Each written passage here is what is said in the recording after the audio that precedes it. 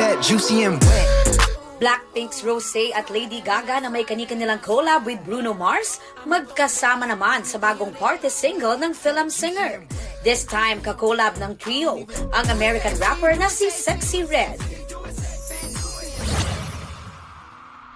South Korean actor Kim Soo-hyun, tinuldukan na ang dating rumor sa kanila ng recent leading lady niyang si Kim Ji-won. Sa isang app, sinagot niya ang fans ng "Please watch dramas as dramas." Sa Hollywood,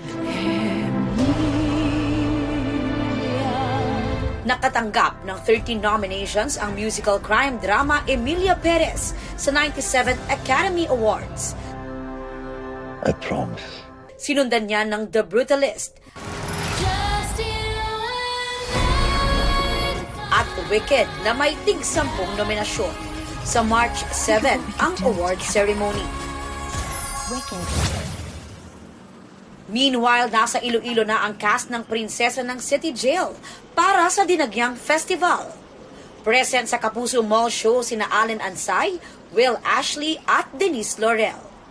Bukas naman si Ruru Madrid, Paul Salas at Shaira Diaz ng Lolong Bayani ng Bayan ang makikisaya sa isang mall.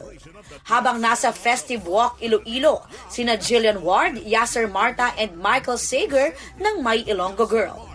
Sa mga team bahay, ihahatid ng GMA Regional TV at Synergy ang special coverage sa Dinagyang Festival 2025 sa Linggo.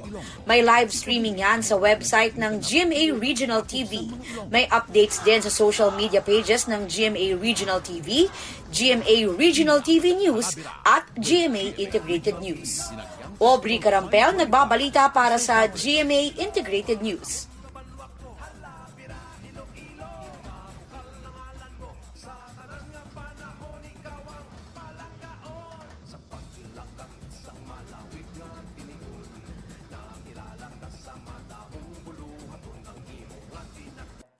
Huwag magpahuli sa mga balitang dapat niyong malaman.